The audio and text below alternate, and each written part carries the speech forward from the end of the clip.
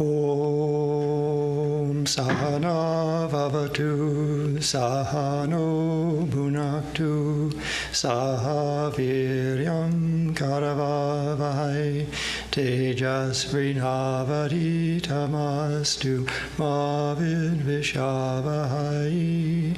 Om Shanti Shanti Shanti.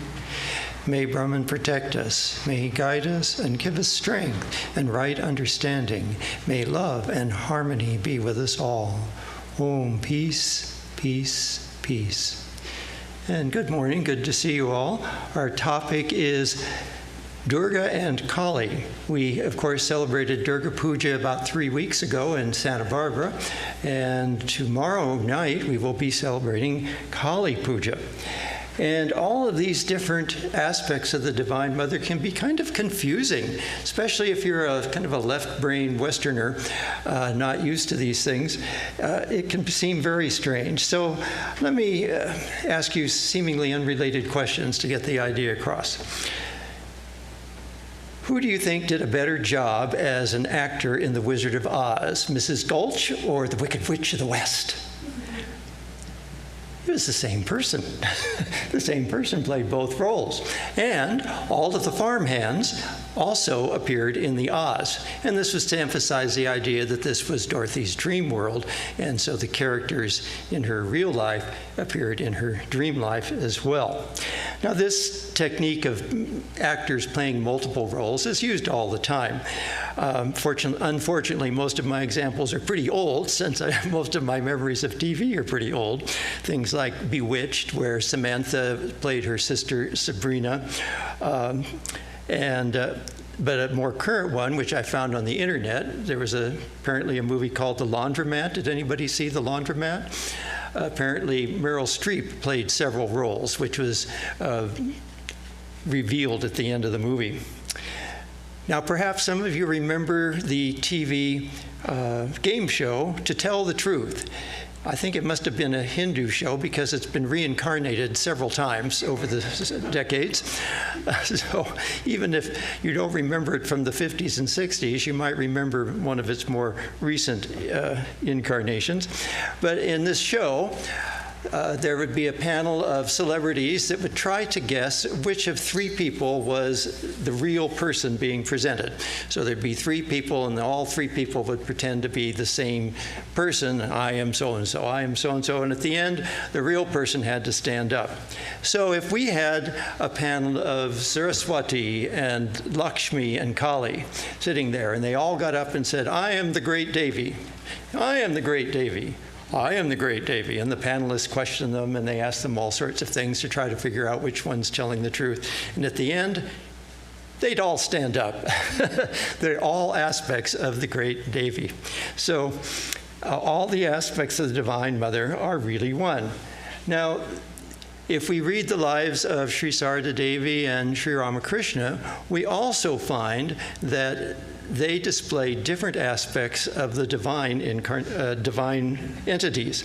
Holy Mother could manifest herself as a very motherly person. Many people thought that she was their own mother. To the dacoits, she seemed as a daughter and was so innocent that they took care of her. And if there was a particularly troublesome person at in her home, she would take on a fierce aspect of the mother to terrify them and get them to behave. Sri Ramakrishna appeared as both Kali and Shiva to Mathur Babu, the manager of the temple complex at Dakshineshwar.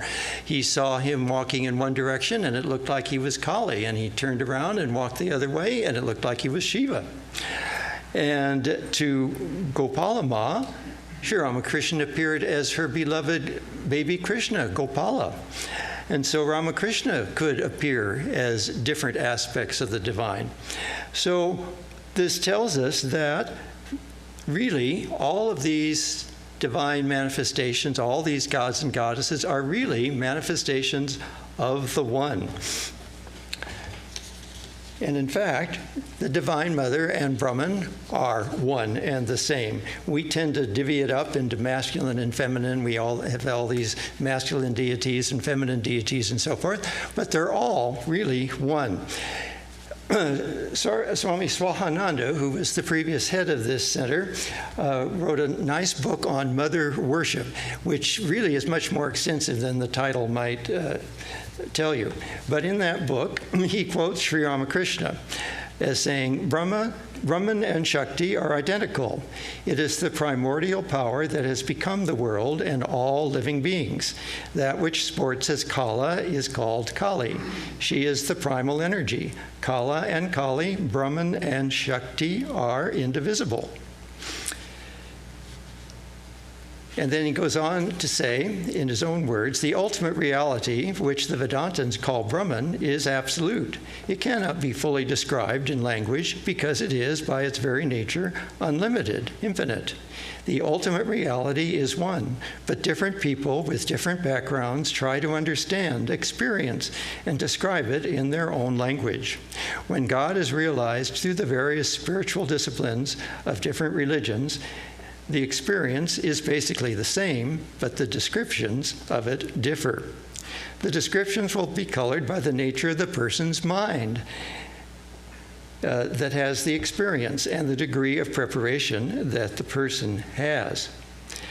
So we see that all of these descriptions of the divine as this deity or that deity are due to the time and place and the people having these experiences.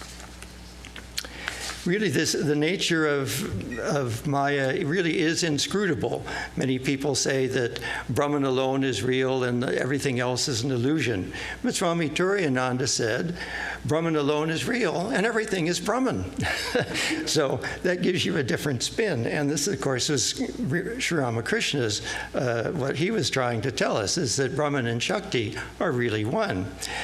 But how can we understand that? Because, of course, in Shankara's philosophy, we do have this idea that there's some sort of an unreality to this world, although he does say it's really not unreal or real. It's a kind of a strange mixture. How do we understand that? Well, the analogy that I've found the most useful is the magic show. If somebody's doing a magic show, they're making you think something's happening that's not happening. But there's a real magic show. There's a real magician, there's a real stage, there's a real set of equipment on the stage. All of that is actually there. But what you think is happening is not happening. He's not really cutting the person in half and then magically putting them back together again. So this is the kind of idea that's helps me understand that, yes, there's some element of unreality going on here, and yet it's also real. The manifestation is real, and so we have this peculiar mixture of the two. And of course, Sri Ramakrishna tells us that when you understand that, if you finally find that this world is a mansion of mirth. He says, if there is butter, there must be buttermilk also. If you think of butter, you must also think of buttermilk along with it, for there cannot be any butter without buttermilk. Just so, if you accept the Nitya, you must also accept the Leela. It is the process of negation and affirmation. You realize the Nitya by negating the Leela. Then you affirm the Leela, seeing it is the manifestation of the Nitya. One attains this state after realizing reality in both aspects, personal and impersonal. The personal is the embodiment of Chit, consciousness, and the impersonal is the indivisible, Sat Chit Ananda. Brahman alone has become everything. Therefore, to the Vijnani, this world is a mansion of mirth. But to the Jnani, it is a framework of illusion. So differences in perspective. Now, how can we understand this idea of a mansion of mirth from this idea of illusion? Well, think of the comedies that you've enjoyed through the years, either the sitcoms or the movies and so forth. Many of them are based on misidentification or misinformation, somebody overhearing something and not hearing it correctly and then making assumptions, and they're going along on these assumptions and the plot gets thicker and thicker, or they're expecting someone to come and somebody else comes and they think they're the other person and the other person for some peculiar reason plays along. So all this kind of thing is a very familiar plot. Some of the current movies that use this, again, I haven't seen any of these, so I just got these as a list off the internet. But The Return of the Magi, Match Me If You Can, The Man from Toronto, The Office Mix-Up. Those are some films. I don't know if any of you have seen them, but they have some element of the plot where someone is misidentified or perhaps deliberately dressing up as somebody else and trying to disguise themselves. And so just think how funny this world would be if we really saw it as it is, with everything not quite the way we think it is. It's appearing one way and it's really something else. It's like watching these comedies and knowing that this person is really somebody else and is really very funny. And we could have a great time if we really understood how funny this universe is. Now, there are other reasons why these gods and goddesses in Hinduism can be so confusing. And we have to look at the origin of mother worship in general. It's interesting that Hinduism is really one of the only major religions where mother worship has remained intact. But in the earliest times, it was pretty much all pervasive, because the idea of the Mother Earth nurturing you and having to get crops, and so you worship the mother in order to get your crops. You get nourishment from the rivers, so the rivers were embodiments of the Divine Mother. The earth was the embodiment of the Divine Mother. And all of these things nurtured you just like a mother nurtures you. And so all the different tribes and areas of the world would have their own conception of this mother deity that was a nurturing deity. And in India, there was this philosophical basis of this oneness of all things. And so they underwent a reinterpretation. And so all these different local deities became reinterpreted as part of the great Devi, or the great mother goddess. Also, you can see it as an evolution of ideas. I mean, we don't think, as human beings, we don't think of everything at once. And so we can look at this as an evolution of ideas and how the evolution of the mother goddess evolved over time. But it really has been a series of assimilations and incorporations of the various ideas from all sorts of different parts of India. And so that's why the Divine Mother has so many names and so many different symbols. We need symbols, you know. As human beings, really can't comprehend the infinite, undivided, unchanging reality. It's like trying to grab a hold of an infinitely sized ball. You know how hard it would be to grab a ball that's, say, 5 meters in diameter. There's just not enough curvature for you to grab onto. And if it were an infinite ball, you couldn't grab onto it at all. And so it's like that. We need some handles to grab onto the infinite so that we can focus on it. As Krishna points out in the 12th chapter of the Gita, those who try to worship the unmanifest have a much harder task than those that worship the personal God. And so this idea of a personal God in the form of a mother is a very natural one. It's interesting that the Vaishnavas don't have mother as one of the relationships to think of God as. You know, they have these 5 relationships you can have with God. But of course, this idea of a mother relationship goes back many, many millennia, and Sri Ramakrishna really emphasized that for this age. So let me read again from Swami Swahananda's book. He says, from a psychological point of view, the ideal needs to be presented according to the understanding of the devotee. all the while reminding him that it is through the worship of the form that he is to reach the formless aspect of the divine. This is the idea behind image worship in India. Image worship does not mean that some inert substance, such as wood or stone, is being worshipped. This image is also not a mere icon.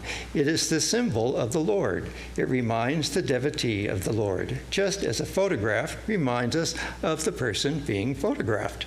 So you might have a picture of your children or your loved one on your desk, and that reminds you of them as you're sitting in your little cubicle in the office and you're away from your family. So this is why we have images.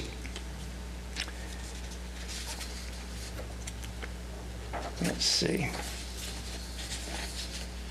So let's look at some of the symbolism of Durga and Kali and how they differ and how they're similar. Of course, as we just mentioned, they are both really the same divine mother. They're the same great mother goddess, but they're taking on different forms for different purposes. In the Durga symbolism, we see that she frequently has 8 or 10 arms, and this is so that she can display all sorts of different items in her hands. She holds a conch shell, which symbolizes the pranava, the mystical om sound. You know, the conch shell is a spiral sound, and the idea that this universe is a spiraling energy from sound is a common idea of how the universe comes into being. The bow and arrow represents energy. By holding the bow and the arrow both in one hand, Durga demonstrates her control over both aspects of energy, potential and kinetic. Then she holds a thunderbolt, which signifies firmness in one's conviction. Just as a real thunderbolt can destroy anything it strikes, Durga reminds Hindus to attack a challenge without losing confidence. She holds a lotus in her hand, and of course the lotus is a famous symbol of how something can come out of murky, muddy waters and then rise on top and sit on top of the water perfectly untouched with none of the dirt on it. And this reminds us as to how we're supposed to live in the world. We have to live in this world, but we don't want the dirty world to get into us. She holds a discus, which spins around her index finger, signifying that the entire world is subservient to the will of Durga and is at her command. She has a sword, which she holds in one hand, which symbolizes discriminative knowledge. Knowledge frees us from all doubts and is symbolized by this shining sword of discrimination. She holds a trident, which is a symbol of the 3 gunas, sattva, rajas, and tamas. And so these are some of the ideas that she imparts when we look at her. And of course, she's always dressed quite beautifully and often sitting on a lion or a tiger, which represents, again, great power that she is controlling. It's animalistic power, but under her control, it has great power for good. Whereas if it weren't under the control of the divine, it could have great destructive powers.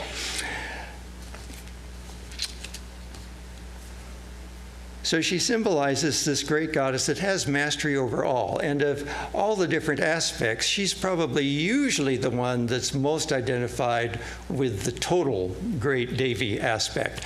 But in reality, all of them are representations of the great Devi in different ways. Now, the Kali symbolism is different, and to my opinion, it really represents more of the yearning for liberation, moksha, as opposed to, say, Saraswati or Lakshmi or Durga. Durga is the protectress. She's the fortress. Her name literally comes from the idea of a fortress or protection or impenetrable. And so she is protecting us in this world. Lakshmi, of course, is supporting us with all the things we need to sustain us in life. And Saraswati is is giving us all sorts of beauty and culture and music and art and literature and drama and all these lovely things. And so these are more sustaining in the world. But Kali is really giving us that impetus for final liberation. How do we cut through Maya's knots? And so we find that rather than being dressed in some beautiful gowns, as the other manifestations of the great Durga, Great Mother are, she is naked. She does not have clothes. She is clothed in space. She represents the infinite to such an extent that nothing can clothe her except space. She appears black because we are not seeing her close up. And so all things are absorbed into that black color, just as all the colors, all the light is absorbed by black. All of the things in the world are absorbed into Mother Kali's blackness. She holds a severed head with a sword, which represents the cutting off of our ego, getting rid of the ego sense. Remember, Sri Ramakrishna said that if you could get rid of that ego, that sense of doership, you would immediately be liberated. So that's how you do it. You have Mother Kali cut your ego head off. And she has two hands that are giving boons and blessings. So she also has this, in order that you don't think she's just all terrible and doing all terrible things to everybody, she's actually giving you boons and blessings. One person, John Dobson, put it this way, and Swami Swananda had never heard it this way and was very impressed. He said that to him, the reason that the Divine Mother has these two aspects, the terrible and the blissful, is because the infinitude, when seen outside, is terrifying, and within, it's blissful. And so he was an astronomer, and he said, try looking up at the stars, and it looks very nice. You see this great firmament up there. Then picture yourself looking down. He says it's terrifying. The infinitude is terrifying. But if you see the infinitude within yourself, it's blissful. All right, so she has a red tongue, and we're going to talk about that a little bit later, white teeth, and of course the black skin, and that represents the three gunas. She, again, represents the embodiment of the three gunas, which represent the power of Maya to manifest a universe. She's wearing a garland of skulls, and this represents all of the souls that she has liberated. Frequently, there's a letter of the Sanskrit alphabet on each skull, which represents that she signifies the entire sound manifestation and the manifestation of the Sanskrit alphabet as all the names and sounds of things.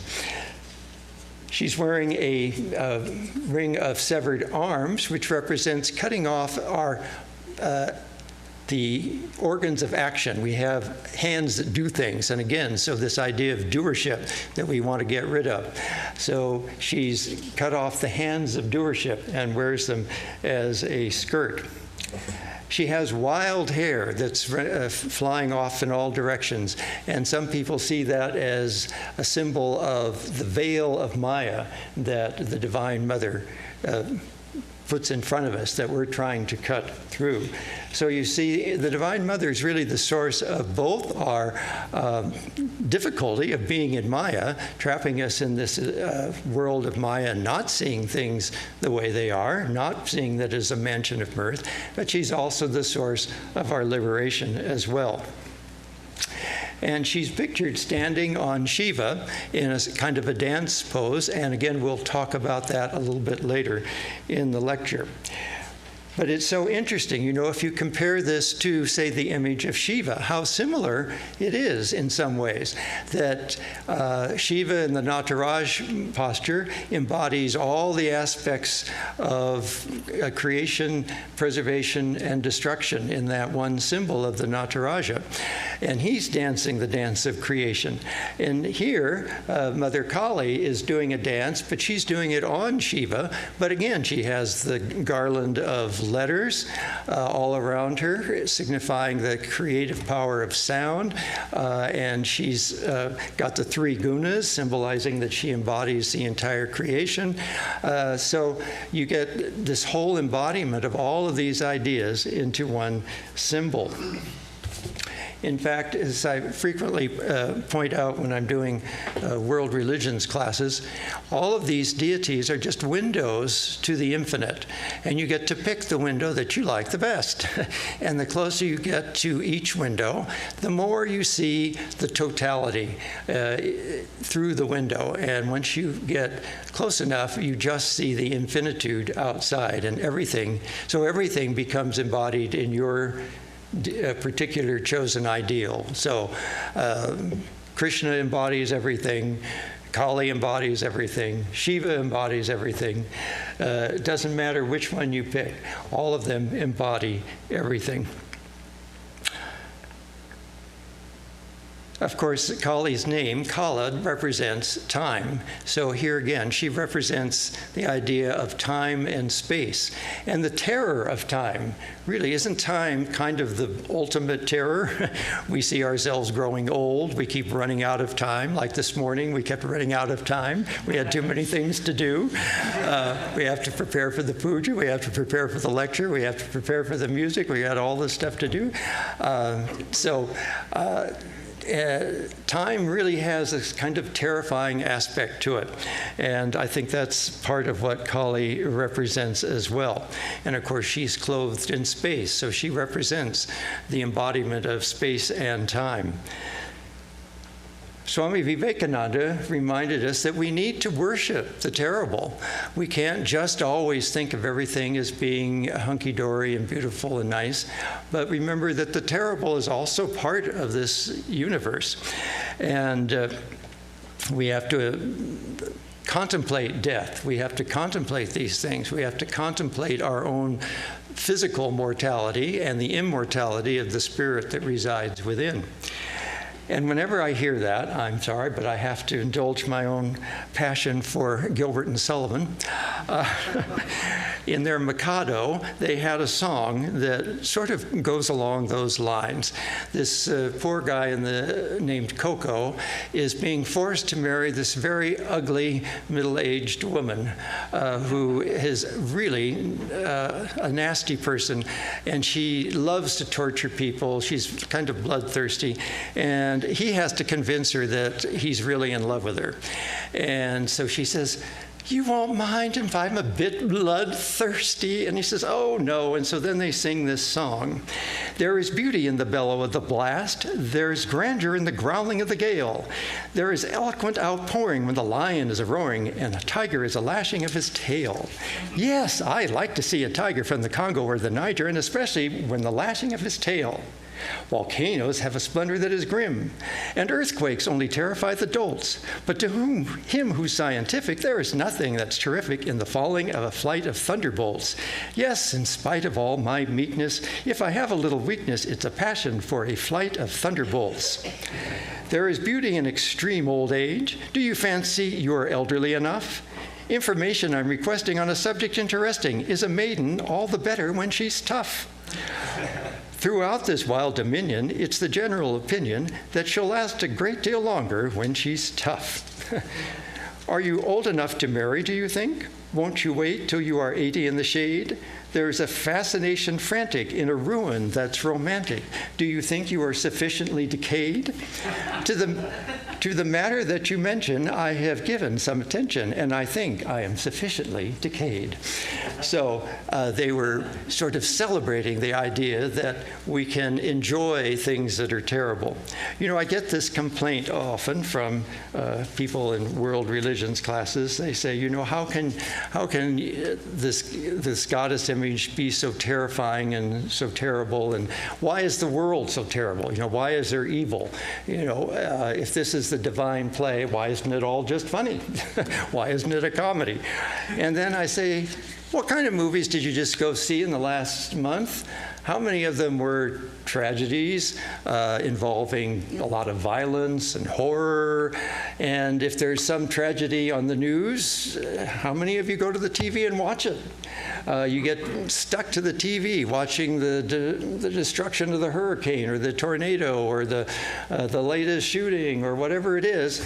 We somehow end up being fascinated by these things. So if we look at it as a divine drama, we have to accept the fact that dramas involve both comedies and tragedies and all these different things, and we're just not seeing it correctly. We're thinking this is something happening to us. We have to be more of the witness and realize that the Divine Mother is the one writing the plot. All right, so what happened to the rest of my notes here? Here we go.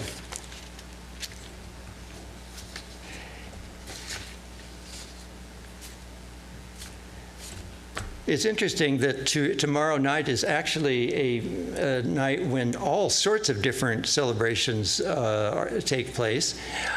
Kali Puja is just one way that people celebrate this night. But most of them have something to do with the conquering of evil with good, good conquering evil, good over evil. To many people, it's Diwali or Deepawali, which celebrates the return of Rama and Sita to Ayodhya. And they, of course, lit the paths with lights in order to welcome the pair back. And symbolically, I think this represents the reunion of Shiva and Shakti, Brahman and the Divine Mother, combining the two aspects and realizing that they are one again, coming back to the kingdom. It also celebrates Krishna killing Narakasura, and Hiranyakasipu being killed by Narasimha, the half-lion, half-man incarnation. So it's a multi-purpose day and is celebrated differently in different parts of India. Also, slightly unrelated, but you often see that Lakshmi Puja is a central part of Diwali celebrations. It's the birth of Lakshmi from the churning of the oceans. In the mythology of the churning of the oceans, where the Devas and Asuras were forced to cooperate in order to retrieve the divine nectar Amrita from the ocean, out comes all sorts of things. And one of the things that comes out is Lakshmi, who then marries Vishnu. So that's another thing that was supposed to be happening on tomorrow night. All right, so now the last part of today's talk will be devoted to the Chandi and some of the musical settings that I have of the Chandi. And remember, the Chandi is this great epic story of the Divine Mother and being called upon to defeat various asuras, various demons that are trying to disrupt the Devas. And the first one involves Matu and Kaitapa that don't want the creation to get started at all.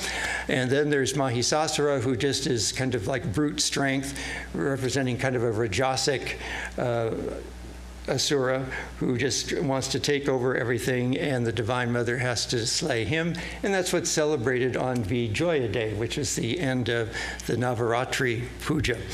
Then in the third section, at the end of that section, she says that if you sing praises, I will come and help you out. And so, of course, as any good dramatist would have it, they get in trouble again. And the Devas have to call on the Divine Mother because two more demons, Shumba and Nishumba, have taken over everything and left the Devas with nothing. They're all powerless. And so they call upon the Divine Mother to help them out. Now, Shumba and Nishumba are kind of a different kettle of fish from Mahisasura or the earlier demons, so Matu and Kaitapa. And so she has to use a different method. Each battle takes on a different method. So in this one, His weakness is that he loves all fine things. He's kind of put a sattvic smear on his evilness, you could say. And he loves all fine art and fine music and fine food, and he's got a beautiful palace. And so the Divine Mother, the master of disguise, takes on this disguise of this absolutely ravenously beautiful young lady.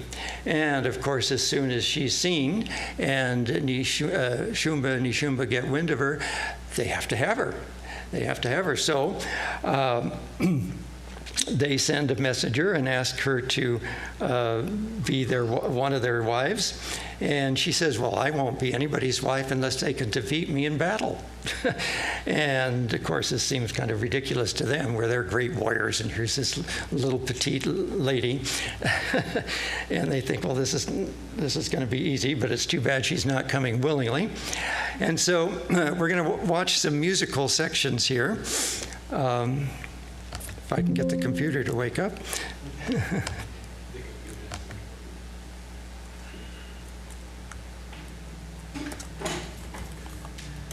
Oops, wrong computer. There we go. Okay, it's connecting.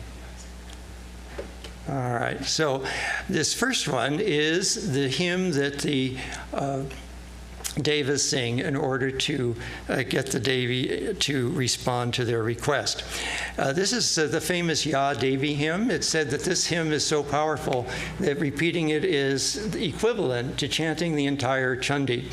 And so I used the chant tune that we sing in the mornings when we repeat this one as part of the music, even though it's written in a Western classical style. So you'll hear first the basses singing the chant tune, then you'll hear the tenors sing the chant tune, then you'll hear the altos, and then you'll hear the sopranos.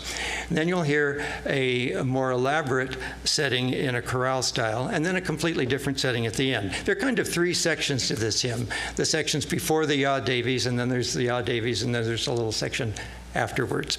So this is what we'll be hearing now.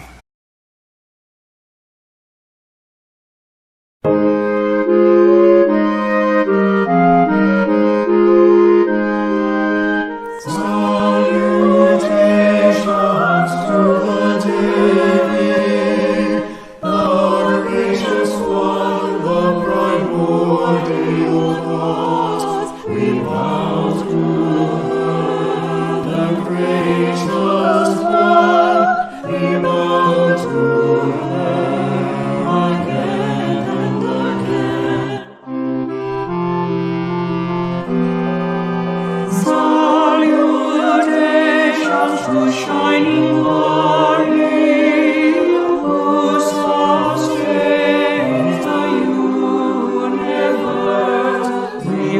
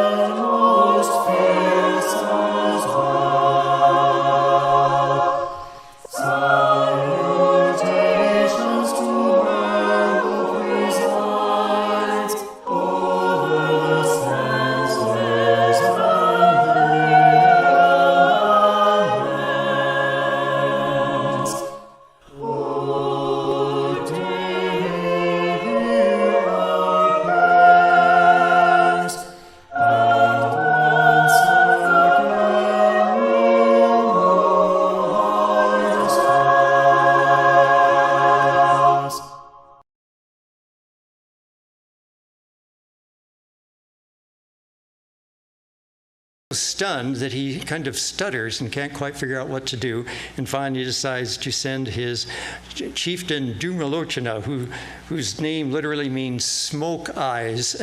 So he's not one who sees all that clearly. And the Divine Mother makes easy work out of him in this particular number. Okay. Come on. Yeah. My Lord Durga, the Devi says that she will only marry one who defeats her in battle. This is outrageous.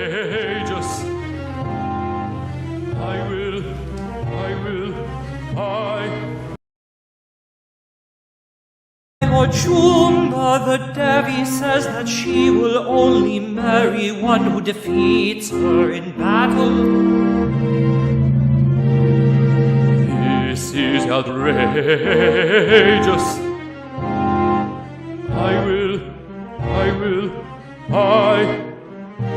I will send my chieftain to Malokana and have that haughty lady drag me.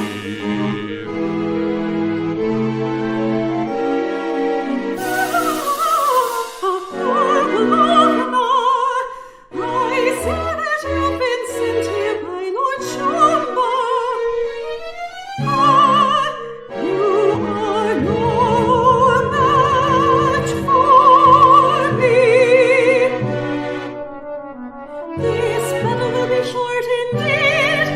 You are no match for me.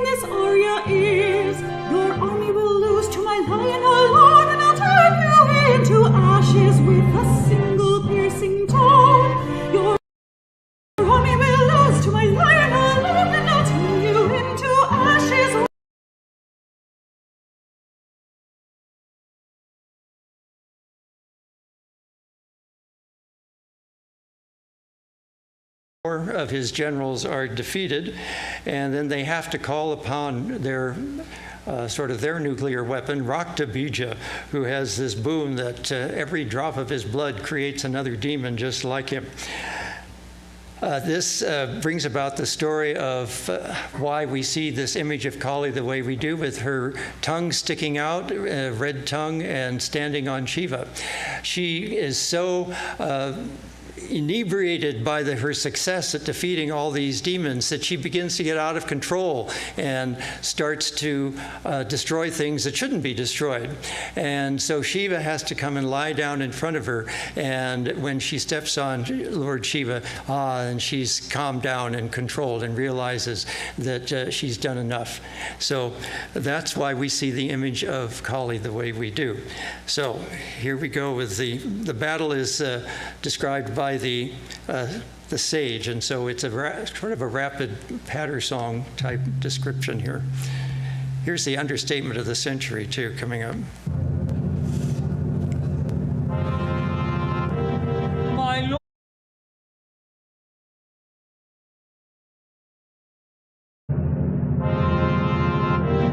My lord, this is no ordinary woman. She easily defeated Dumalokana and his entire army.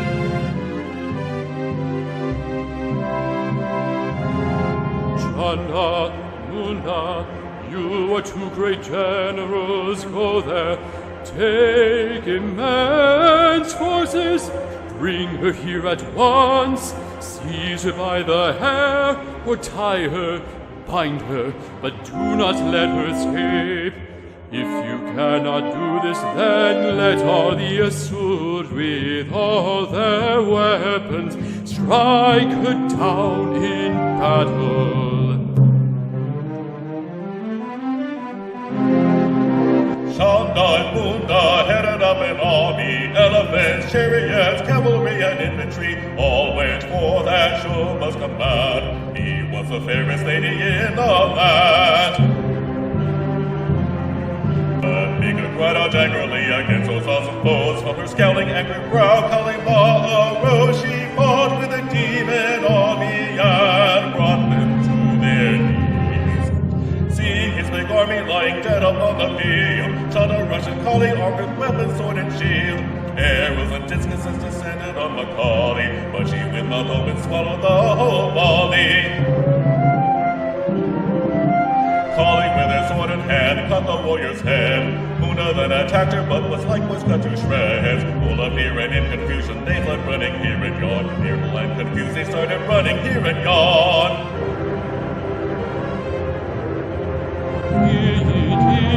Hear ye demons all, I your king on you now call. Chanda, Munda have both been killed. My vengeance on this devil must now be fulfilled.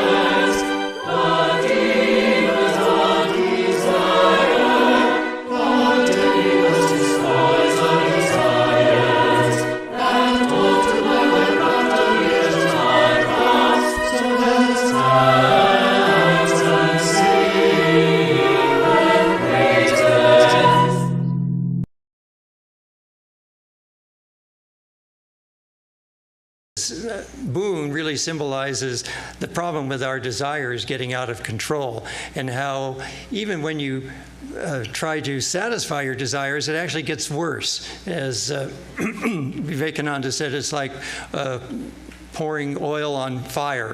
It just gets worse and worse. And so that's what the symbolism here is. So when things get completely out of control, then you have to call upon the Divine Mother to solve your problem and to get you out of your dilemma.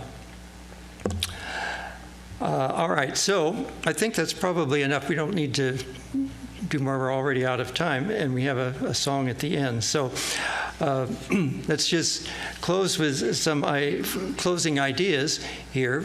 Again, hopefully many of you will be able to attend the puja tomorrow or join us online.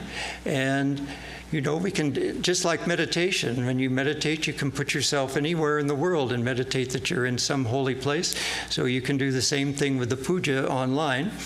But if you come in person, be sure that you have a designated driver in case someone becomes intoxicated by the divine name of Mother Kali. So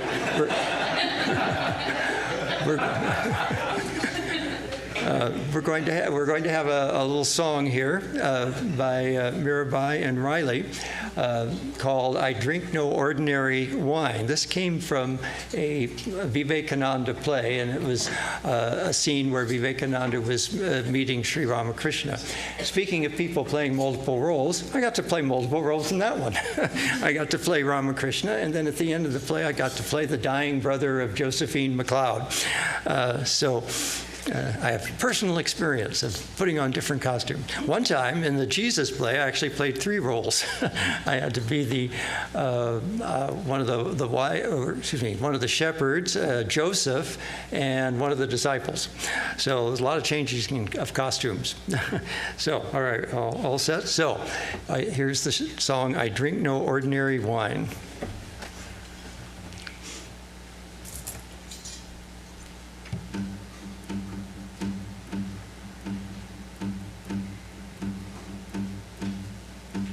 I drink no ordinary wine. Kali's name intoxicates my mind. You think I'm insane? Kali, Kali, Kali, I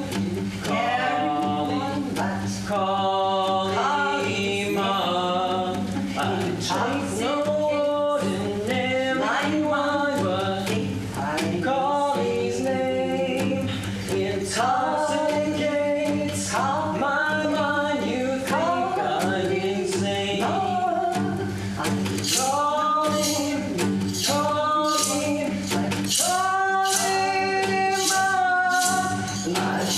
no ordinary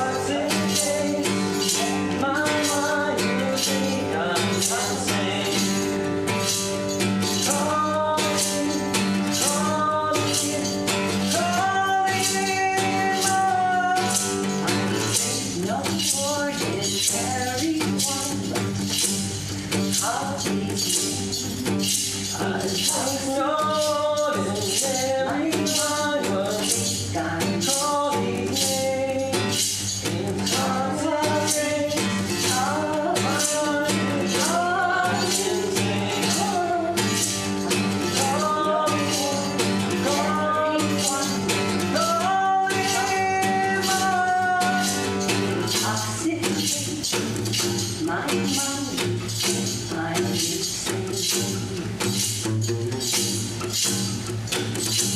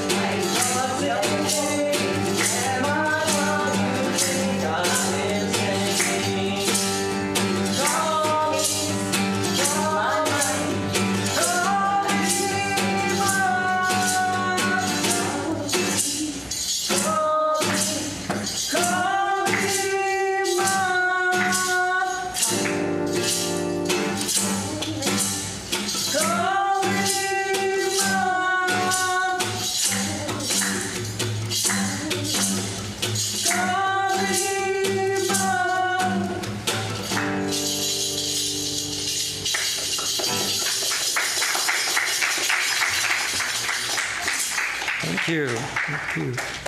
Thank you, Mirabai and Riley. So next week we have spiritual lessons from Harvard, the experiences of Swami Harinamananda back at the Harvard experience that he had for a year. And all of our weekday classes are continuing. We have, of course, Kali Puja tomorrow night, which starts late. Starts at 10 p.m. And then we have the immersion, which is already full on the following Saturday. So I don't think we have a remote way of doing that, do we? Okay. RT tomorrow will be at 5 p.m. Good. RT tomorrow night will be at 5 instead of 6 because of the puja preparations. And we're not doing question and answers today again because of all the different activities that we're doing to get ready for tomorrow. So I'll close with a chant. Om Purnamada Purnamidam Purnat Purnamudachyate Purnasya Purnamadaya Purnameva Vashishyate. Om Shanti Shanti Shanti. Filled with Brahman are the things we see. Filled with Brahman are the things we see not. From out of Brahman floweth all that is. From Brahman all, yet is it still the same. Om, peace, peace, peace be with us all.